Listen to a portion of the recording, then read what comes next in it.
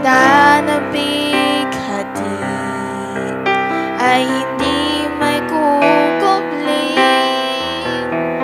kapayapaan mong saghihati. Labis-labis, walang kupas ang iyong pagsinta. Wala nang hihigit sa'yo. Walang kapantay ang biyaya mo. Hindi kayang ibigay ng mundong ito ang kapahingahang alay mo. Ikaw, Jesus, ang buhay. Sa'yo wala nang papantay.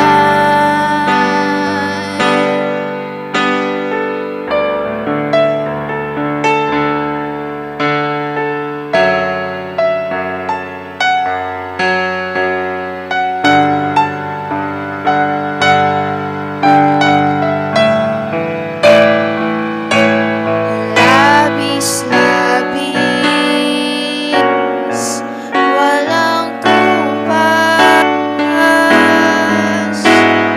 ang iyong pagsinta.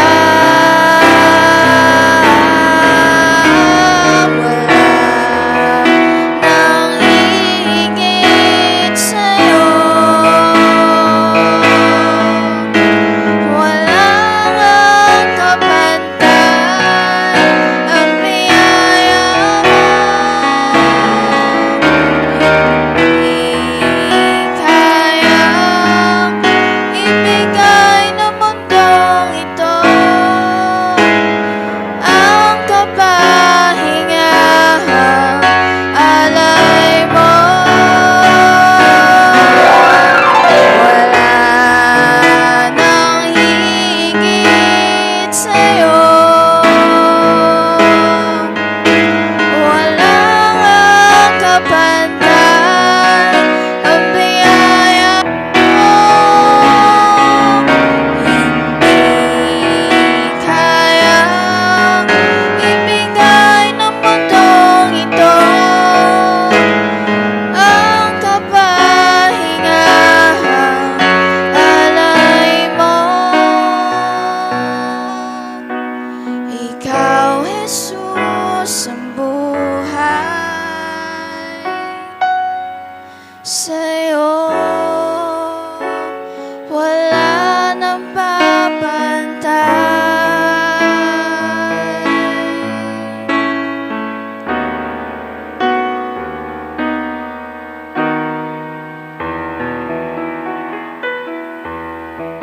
Ito po marahil ang pinakamahirap na mensahe na dadalhin ko sa ating lahat sa buhay ko. Hopefully, ito. Kami po ay nagplano talaga na umuwi dyan sa Baler. Kaya lang ay ilang panahon na naghahanda kami ay ko po ay siguro dahil sa stress ay nag-chill po ako maghapon. Tapos nagpatuloy hanggang gabi. At nasira din yung tiyan ko. Iniisip ko na pagkukuha ako ng medical certificate, ay baka ideklara ng mag-check up sa akin na alam nyo na, At lalo pang maging malala, may pila pa naman din sa pagkuha ng medical certificate. At the same time ay kailangan ng 2 days before naka-register na online doon sa Aurora online registration system nila na ano po. At inisip ko na magpalipas ng isang araw bago kumuha ng medical certificate at ng travel pass, pero sa tansya ko ay hindi po aabot na dahil hindi pa rin kasama doon yung mga pila at kung ilang tao yung pwedeng asikasuhin sa isang araw ng isang opisina. Kaya gustuhin ko man po na makarating dyan sa atin sa Baler ay hindi na po namin nagawa. At ito nga, nung dumating yung malungkot na balitang ito, ang tagal bago po ako bago nag-sink in sa akin na wala na talaga yung si Kuya.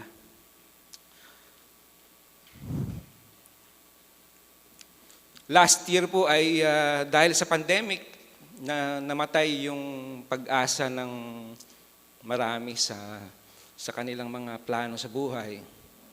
January, ngayon January na naman ay namatay naman yung bahagi ng buhay namin.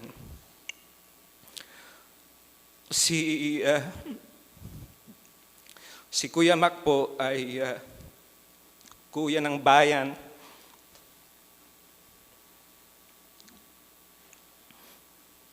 Tito Mac din siya ng bayan. At sabi nga, isang alamat ng Aurora ang tawag nila. Tawagin siya ay talagang legend ng Aurora. Si Kuya po ay nakasama ko nung elementary, ilang panahon nung elementary, tapos ay nagkakahiwalay po kami. Tapos nagsama na naman ulit kami noong sa high school, sa Claro M. Recto High School. Tapos ay nagkahiwalay na naman kami, tapos nagsama na naman kami ulit noong nandito sa Baler, Aurora. At magkasama kami sa trabaho. DJ ako, nagdi-DJ din siya, waiter on the side. Siya po noon ang DJ Dynamite Charlie. At ako naman ay si DJ Jolly Nicky sa Maharlika Beach Disco and Restaurant. Nung ako po ay binata, magkasama po kaming matagal niyan. At hinahangaan ko talaga dahil nung magkasakit si Tatay Piping, ay siya at si Nanay ang nagtuwang para kami talaga itaguyod sa aming buhay. At yun nga, magkasama kami sa trabaho doon sa Maharlika Beach Disco and Restaurant na ngayon ay kinatatayuan na nung Costa Pacifica, yung sikat na Costa Pacifica ng Baler. At kasama ko rin siya siyempre sa mga inuman, bumabaha po ng beer. Pagkatapos ng mga disco ay talagang walang tumitigil sa pag-inom hanggat hindi bumabagsak sa pag-araw kagalang-galang, pero pagkadating na ng hating gabi tapos na yung disco, kagulong-gulong na kami lahat doon sa kung saan na lang kami doon na matulog. Doon pong usong-uso pa yung laging noon, nung binata pa rin po ako noon. That was a long time ago. Si Kuya po ay napaka-asikasong tao, kaya no wonder maraming kakilala siya. At para bang malaking karangalan doon sa tao na kilala siya. Doon sa mga lugar na pupuntahan siya, maraming nagmamahal sa kanya. Kaya tinawag din siyang alamat nga po ng Aurora. Sa mga kamag-anak at kahit sa ibang tao, siya yung taong ipagmamalaki mo na kilala mo nga po siya talaga. Napakamapagmahal, kaya yung pagka humihirit po sa akin ito, halimbawa may nagustuhan sa akin, hiningi. Kahit suot ko pa, talagang hinuhubad ko, binibigay ko sa kanya yung na kursunadahan niya na nagamit ko. At dati pag nagkikita po kami, ang pakilala niya sa akin, nung binata pa po ako, sa mga kaibigan niya, ang pakilala niya, utol ko. Ayan. Tapos ay nung nakagraduate na po ako, na naging teacher na ako, pag pinapakilala niya ako sa mga kakilala niya, talagang pinagmamalaki po niya. Isang katangian po ng kuya ko na hinahangaan ko at gusto ko pong manahin ko at saka ng aking mga anak, na talagang you will feel talaga somebody pagka ipinakilala ka sa ibang tao. So nung teacher na po ako, pinagmamalaki niya talaga, kapatid ko, teacher to, ganitong school. Ano siya. At lumipas pa yung mga panahon, nag-retire na po ako as teacher, nagpastor po ako. Pag pinapakilala na ako ng kuya ko, utol ko. Wala nang kasunod.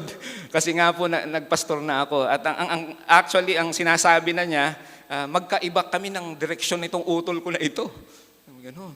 Parang opposite direction na yung pinupuntahan namin.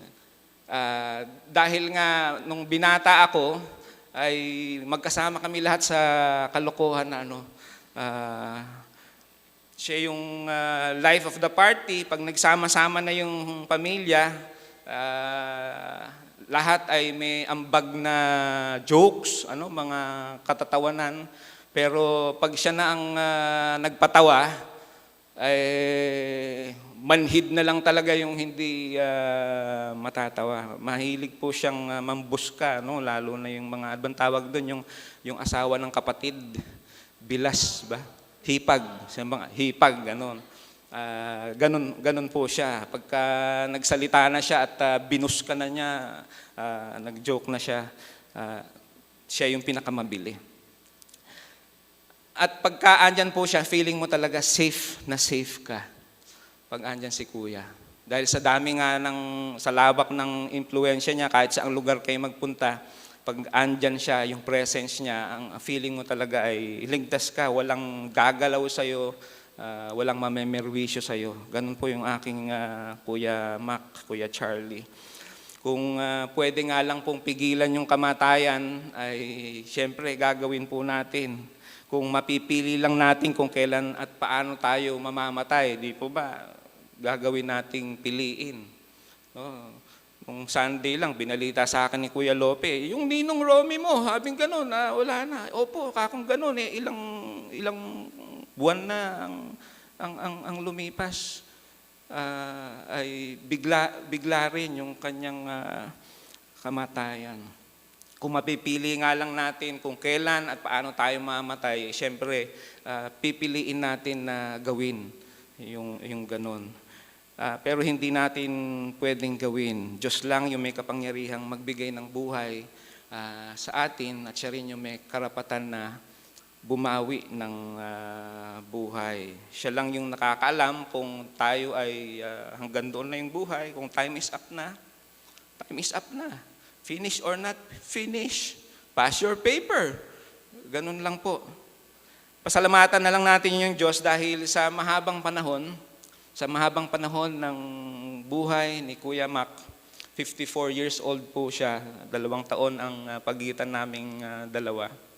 Sa mahabang panahon na yon ay ipinahiram siya ng Diyos sa amin at yung presence niya ay sa pamamagitan ng kanyang buhay, nadama namin yung pag-iingat, pagkalinga ng Diyos dahil nauna na rin yung tatay ko ay kinuha sa amin.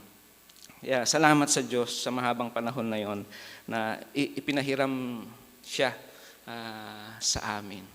Yung binasa po kanina ni Brother Art, Psalm 91-10, ang sabi po, Panginoon, kayo ang aming tahanan mula pa noon. Bago nyo palikhain ang mga bundok at ang mundo, kayo ay Diyos na. At kayo pa rin ang Diyos hanggang sa katapusan. Kayo ang nagpapasya kung kailan mamamatay ang isang tao. Ibinabalik nyo siya sa lupa dahil sa lupa siya nagmula. Ang 1,000 taon sa amin ay parang isang araw lang na lumipas sa inyo o parang ilang oras lang sa gabi. Winawakasan nyo ang aming buhay na parang isang panaginip na biglang nawawala. O para ding damong tumutubo at lumalago sa umaga, ngunit kinahapunay natutuyo at nalalanta. Dahil sa inyong galit kami ay natutupok, sa tindi ng inyong puot kami ay natatakot. Nakikita niyo ang aming mga kasalanan, kahit na ang aming mga kasalanang lihim naming ginawa ay alam ninyo. Totoong sa galit niyo kami ay namamatay. Matatapos ang aming buhay sa isang buntong hininga lang. Ang buhay namin ay hanggang 70 taon lang. O kung malakas pa, ay aabot ng 80 taon. Ngunit kahit ang aming pinakamagandang mga taon ay puno ng paghihirap at kaguluhan. Talagang hindi magtatagal ang buhay namin at kami ay mawawala. Pag-usapan man po natin o hindi o iwasan na pag-usapan yung tungkol sa kamatayan ay tanggapin po natin man o hindi yung kamatayan ay darating at darating ang kamatayan. At ito po ay dumating nga sa sangkatauhan. Mayaman, mahirap, bata, matanda, malakas, yung kahit po yung mga malulusog na tao, walang sakit. O kaya ay merong karamdaman, mabait man na tao o salbahe na tao, nagiging pantay-pantay. Namamatay din. Namamatay din talaga. Dumarating yung kamatayan pero kakaunti po yung nagtatanong na bakit ba talaga kailangang mamatay ang tao? Bakit ba may kamatayan? Bakit kailangang magwakas yung buhay sa mundo? Pwede naman sanang unlimited life na lang. Only life na lang. Pwede naman sana yon. Pero bakit nga ba kailangan magwakas? Tinatanggap na lang po ito ng marami, hindi inaalam bakit nga ba may kamatayan. Naobserbahan po ba ninyo yon? Basta pag darating yung mga panahon na may namatay na mahal sa buhay, may namatay na kapitbahay o kakilala, tatanggapin na lang natin. Pero kakaunti talaga yung nag-iisip, bakit pa kailangang mamatay yung tao? Bakit hindi na lang magkaroon ng only life? Kung Diyos po ang may likha, ang pinagmulan ng sangkatauhan, sa Kanya rin natin malalaman ang dahilan kung bakit nga ba mayroong kamatayan. At tuwing may magtatanong ng ganyan, tuwing mayroong tao na seryoso, na magtatanong siya na bakit ba may kamatayan? At seryoso niyang tinatanong yon, dadalhin po siya sa salita ng Diyos. Dadalhin siya ng tanong na yan sa panahon ng likhain ng Diyos ang unang tao na si Adan sa Genesis chapter 2. Verse 7, sabi, nilikha ng Panginoong Diyos ang tao mula sa lupa. Hiningahan niya sa ilong ang tao ng hiningang nagbibigay buhay. Kaya ang tao ay naging buhay na nilalang. Pagkatapos nilikha rin ng Panginoong Diyos ang isang halamanan sa Eden, sa bandang silangan, at doon niya pinatira ang tao na nilikha niya. At pinatubo ng Panginoong Diyos ang lahat ng uri ng puno na magagandang tingnan at may masasarap na bunga.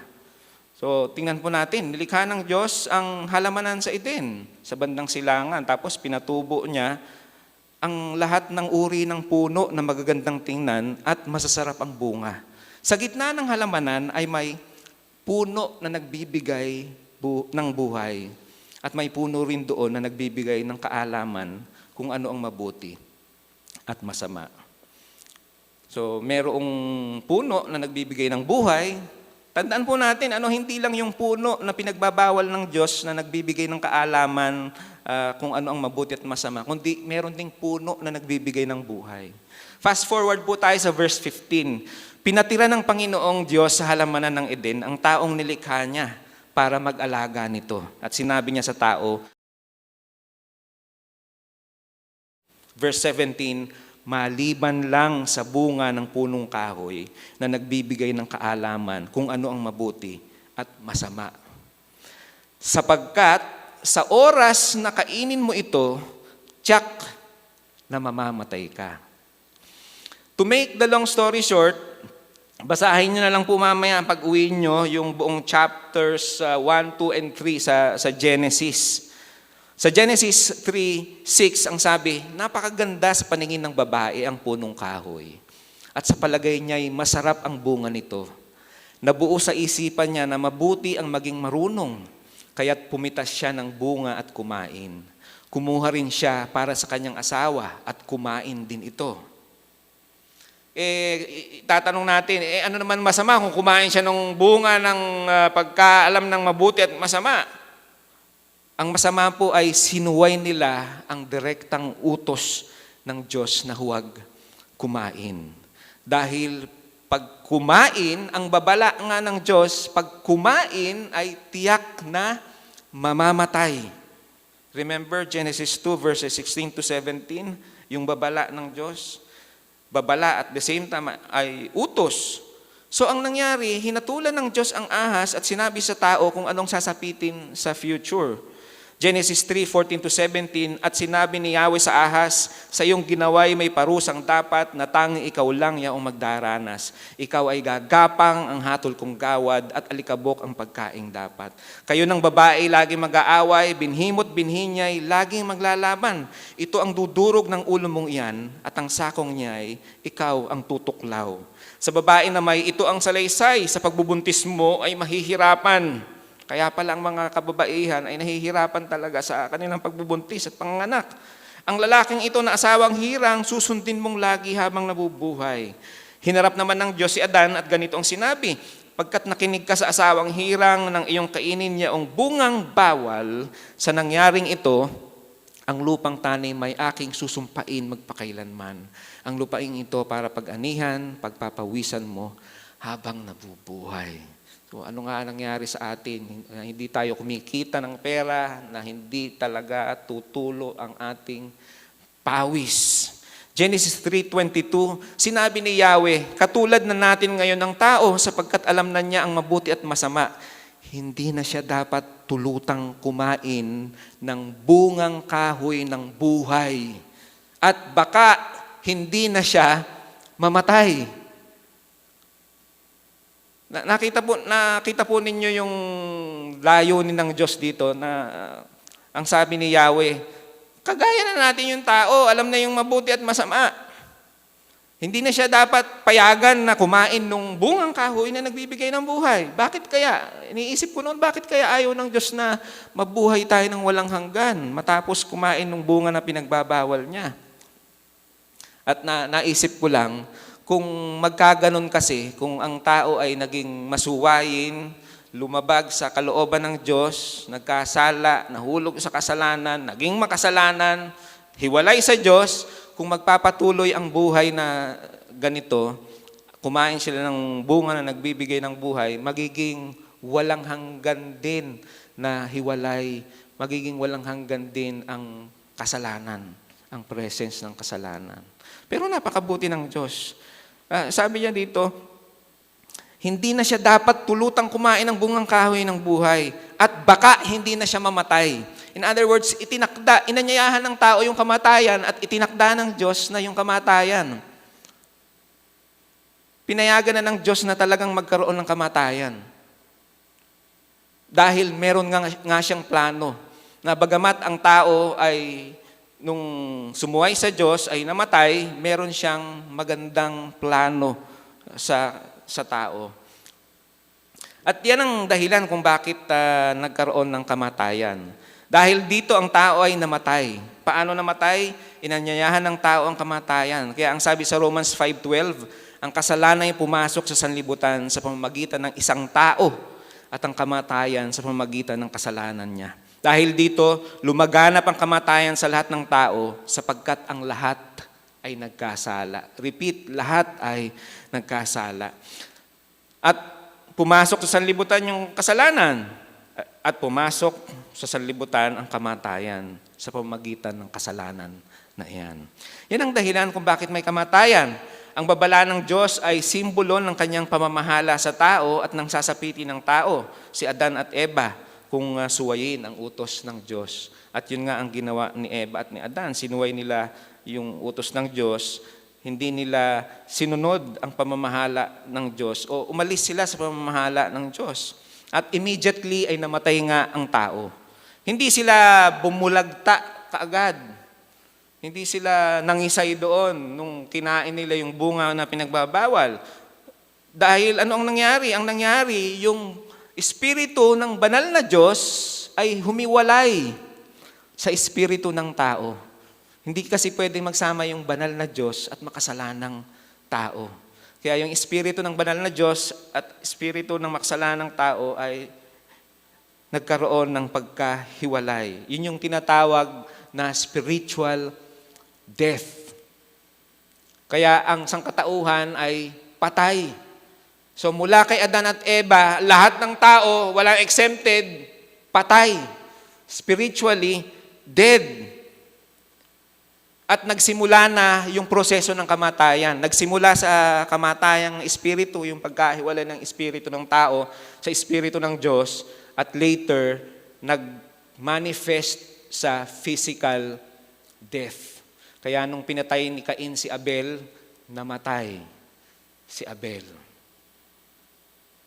At sumunod pa, napakarami pa sa kasaysayan, sa Bible, na mga patayan na nakita natin, sapagkat ang tao nga ay patay. Nung pumasok ang kasalanan, ang sangkatauhan ay patay. Immediately, spiritual death and later physical death. Then after that, yung paghatol ng Diyos na kung hindi tayo nagpaligtas kay Jesus ay yung eternal death, eternal separation, walang hanggang pagkahiwalay sa Diyos. Yun ang kahulugan ng kamatayan. Immediate spiritual death, later yung physical death, tapos sa future, after judgment, ay yung eternal death. Pag hindi nakipagkasundo sa Diyos sa pamagitan ni Kristo, yung immediate separation ay magiging eternal separation from God. To put it plainly, ang lahat ng tao mula kay Eva at Adan ay patay. But wait, merong magandang plano ang Diyos. Memorize na natin John 3:16. Kahit nakapikit, lagi na lang naririnig, parang wala nang kabuluhan sa iba. Parang memory verse, parang verse na lang talaga. Pagalingan tayo, memorize ko yung John 3:16, for God so loved the world that He gave His only begotten Son. Paulit-ulit, na memorize na, masyadong familiar na tayo dun sa verse na yon, hindi na naintindihan, hindi na napagbubulay-bulayan, hindi na nare-realize yung katotohanan na sinasabi. Sabi, sapagkat ganito ang pag-ibig ng Diyos sa mga tao sa sanlibutan. Ibinigay niya ang kanyang bugtong na anak upang ang sino mang sumampalataya sa Kanya ay hindi mapahamak. Yung kapahamakan na tinutukoy dito ay yung walang hanggang pagkahiwalay sa Diyos at walang hanggang kaparusahan. Upang ang sino mang sumampalataya sa Kanya ay hindi mapahamak, kundi magkaroon ng buhay na walang hanggan. Kundi magkaroon ng only life sa piling ng Diyos. Tanging ang Diyos lamang ang may likha, ang nagbibigay ng buhay at ng walang hanggang buhay sa kanyang piling. Kaya nga noong namatay si Lazarus na kaibigan ni Jesus, kapatid naman ni Mary at ni Martha, sabi ni Jesus kay Martha sa John 11:23-24, muling mabubuhay ang iyong kapatid. Namatay kasi si Lazarus. Muling mabubuhay ang iyong kapatid, wika ni Jesus. Sumagot si Martha, nalalaman ko pong siya'y mabubuhay uli sa huling araw, sa muling pagkabuhay. Sinabi naman ni Jesus, ako ang muling pagkabuhay at ang buhay. Ang nananalig sa akin, kahit mamatay, ay muling mabubuhay. At sino mang nabubuhay at nananalig sa akin, ay hindi mamamatay kailanman. Pinaniniwalaan mo ba ito?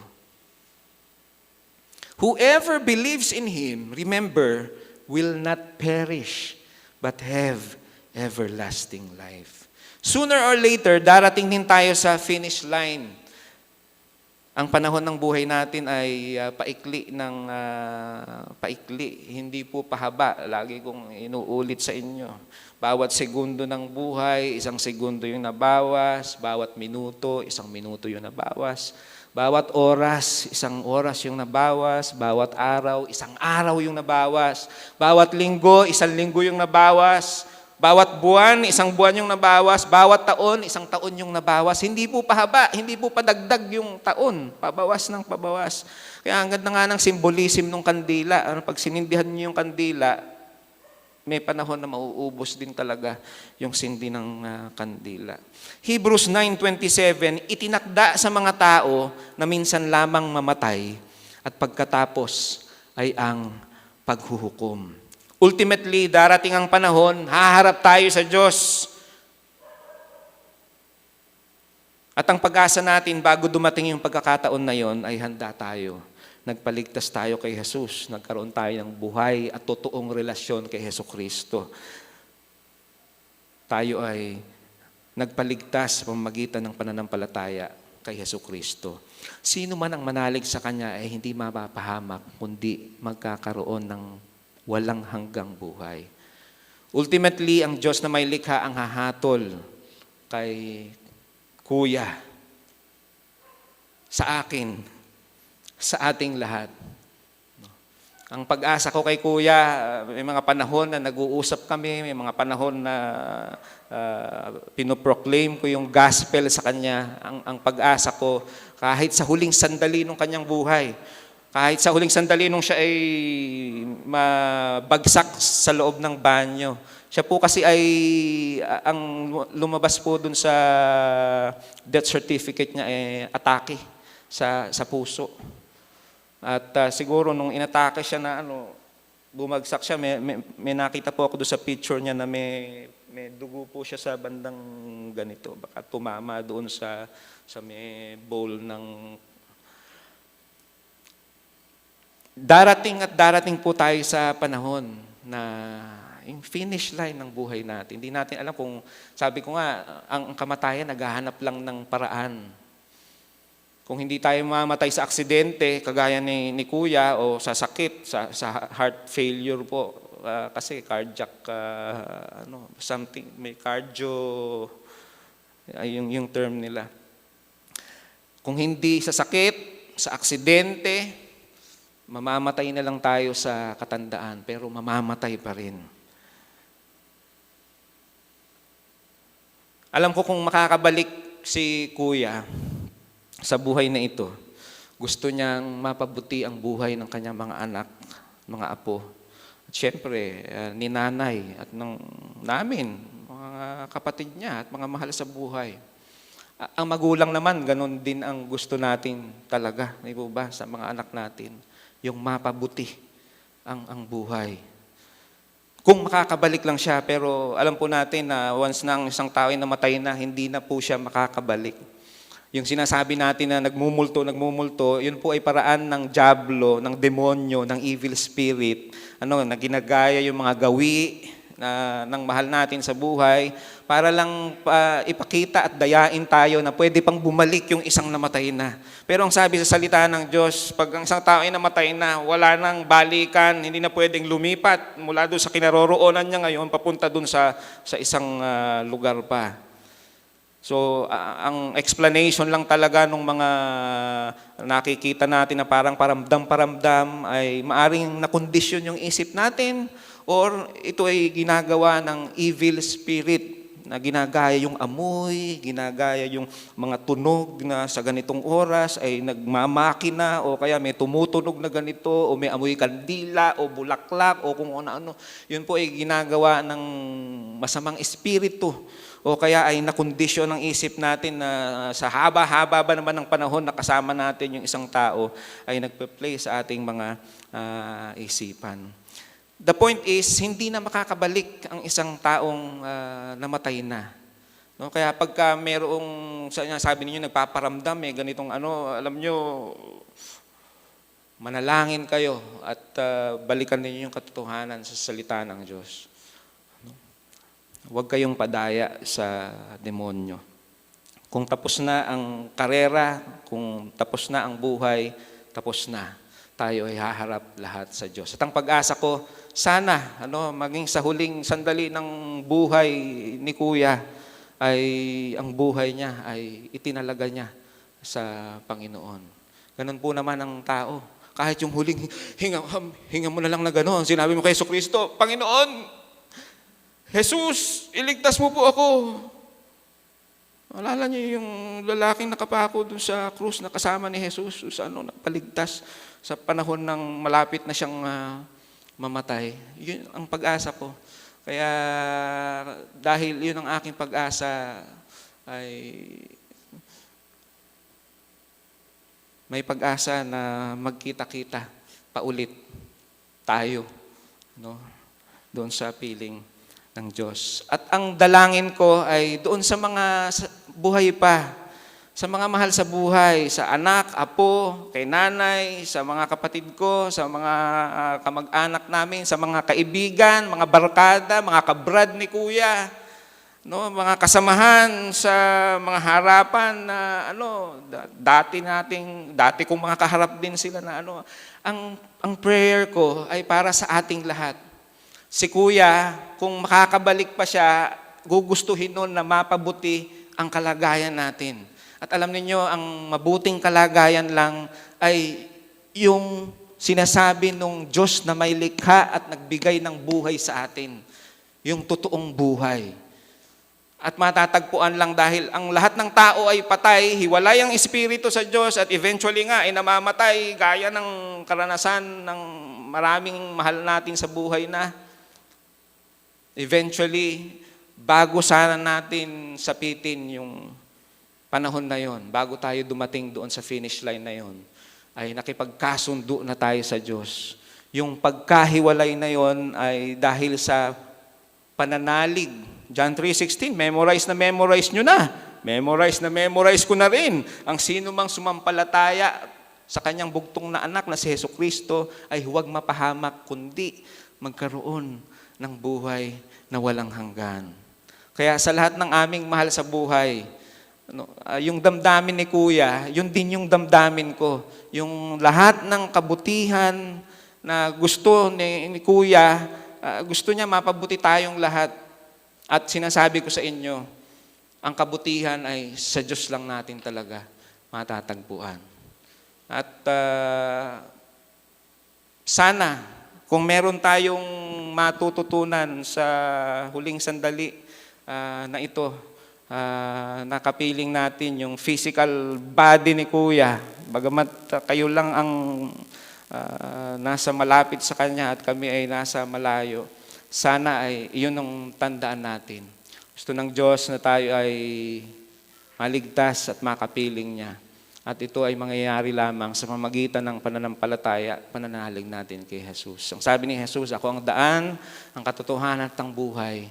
Walang makaparoroon sa Ama maliban sa pamamagitan ko. Itinakda po sa ating lahat ang mamatay ng minsan at pagkatapos ay haharap tayo sa Panginoon sa paghuhukom. Magandang gabi po sa ating lahat at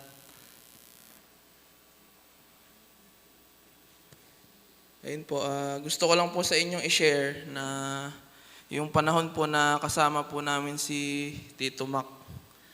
Ang nangyari po sa akin kasi nung bata po ako, nag-aaral po ako sa Baler ng 1 taon. So, bali po, nahiwalay po ako kala mama, kala papa. Ang isa po sa nakasama ko dun na parang tatay ko nga po si Tito Mac.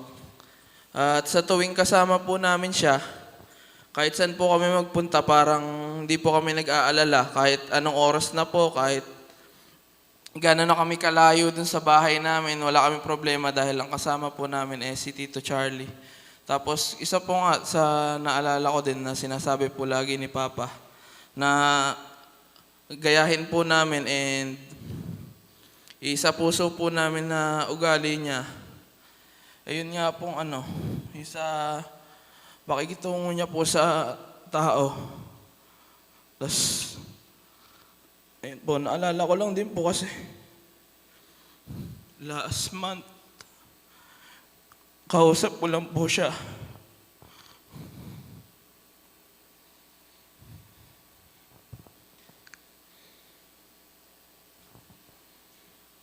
Ayun po, bigla lang po. Hindi ko rin po alam yung magiging reaction ko. Dahil nasa trabaho din po ako nung time na tumawag po bigla si Eunice. Tapos sinabi niya po, ala na si Tito Mac.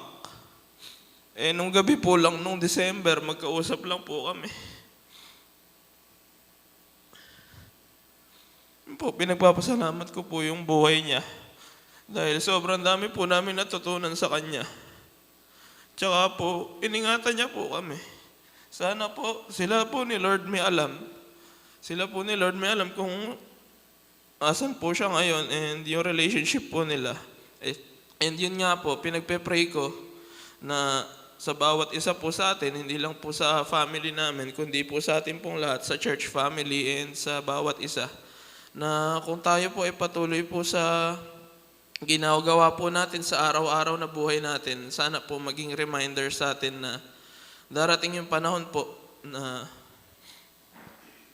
yun nga po, kailangan po natin ipakita na kung tinanggap po natin si Lord as Lord and Savior po. And sana po hindi pa huli ang lahat. Sana mas maaga po. And gusto ko rin po ipaalala sa bawat isa na lahat po nangyayaring bagay, mayroon pong gustong ituro si Lord. Tsaka po, gusto niya po ipakita sa atin lahat na siya po yung may hawak ng buhay po ng bawat isa. Yun lang po.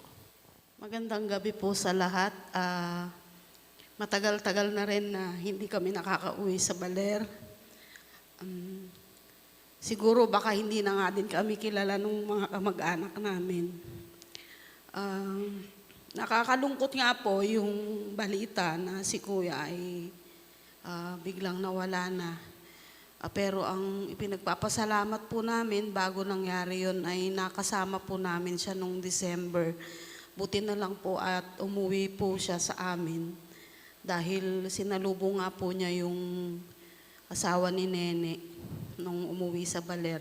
Kaya nga po nung nagkasakit si Pastor, nung buong maghapon po kasi na yun, ay tinawagan na niya lahat yung mga dapat naming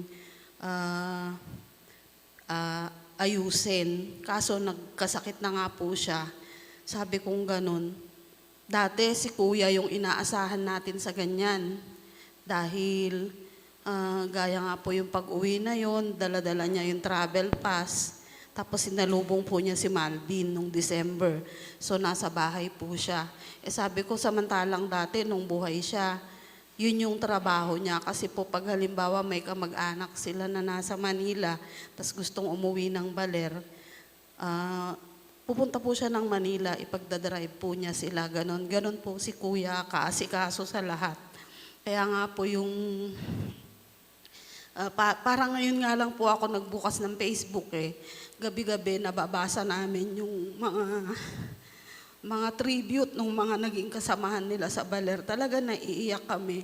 Tapos sabi kong ganun sa dalawang bata, kasi ang turo ko nga po sa kanila, kung may gusto kayong ipadama sa tao, ipadama nyo na ngayon. Kasi kung kailan namatay sa kanyo sasabihin, hindi na niya yun maririnig. Kaya talaga nga pong yung pag-uwi ni Kuya noong December, kahit na 24 hours lang silang magkakasama, halos hindi ko alam, madaling araw na yata silang natulog na magtitito, ay talagang nagbanding po sila. Yun na po pala ang huli. Tapos nung tinawagan naman po ako ni Lab, nung bilas ko po, umiiyak din siya kasi nung January 22 po, dapat nasa Baler din kami dahil reunion nga po namin yun, birthday ni nanay. Wala na naman kami. Tapos ayun, lahat daw nung mga pamangkin namin ay talagang palabiro po kasi si Kuya. Talagang pag halimbawa umuwi kami sa Baler, wala, talagang napaka po niya sa amin, maasikaso. May time na umuwi kami noon na nasa Manila kasi si nanay. So doon kami sa bahay niya natulog. Naranasan niya na dahil sama-sama yung magpipinsan, lahat nagpuntahan lahat sa bahay niya silang magpipinsan. yung kwarto niya ay talagang ino-offer niya sa amin. Ini-invade talaga namin yung privacy niya. Tapos wala na siyang matulugan. Nakita namin, nagsabit na lang siya ng duyan sa labas. Doon na siya natulog. Ganon po kabait si kuya. Kaya talaga pong nakakalungkot yung balita. At ang malungkot po sa part namin ay hindi po kami makauwi. Parang yung si Makmak din yata at saka si Maymay ay hindi rin makauwi. May dalawa na po kasi siyang malalaking anak na pamilyado na rin, nasa Manila. Yung panganay po niya kasi ay Makmak din ang pangalan. Mukhang hindi rin sila makauwi, kaya pare-parehas po kami na yung damdamin. Kaya po sa lahat ng nasa Baler, maraming salamat po sa pakikidalamhati nyo din po sa aming pamilya, lalo na po kay nanay na talaga nabigla po din sila. Noon, ngayon at kailanman, wagas ang iyong katapatan. Kalinga mo'y di matutumbasan. Sa gitna ng bighati ay hindi may kukubli. Kapayapaan mo sa kihati, labis-labis, walang kupas. Ang iyong pagsinta, wala nang higit sa'yo. Walang ang kapantay, ang biyaya mo. Hindi kayang ibigay ng mundong ito ang kabahingahang alay mo. Ikaw, Jesus, ang buhay, sa'yo'y wala nang papantay.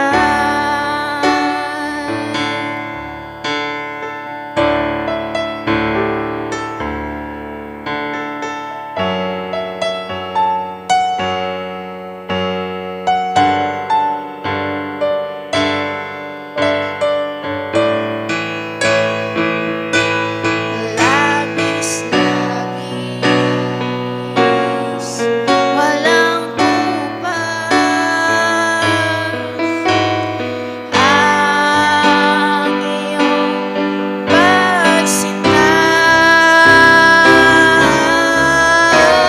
wala nang higit sa'yo. Walang kapantay, ang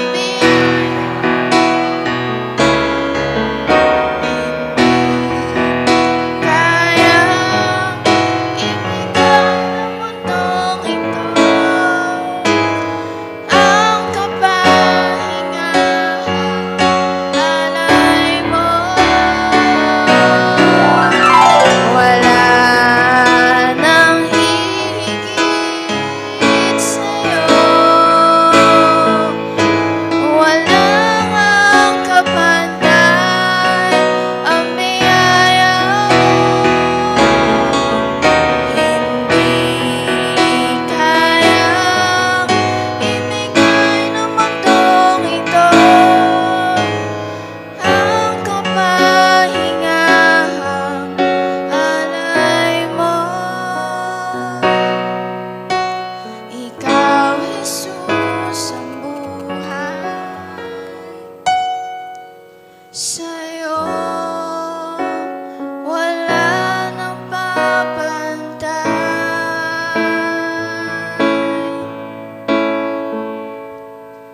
Amen. Makakaupo na po muli ang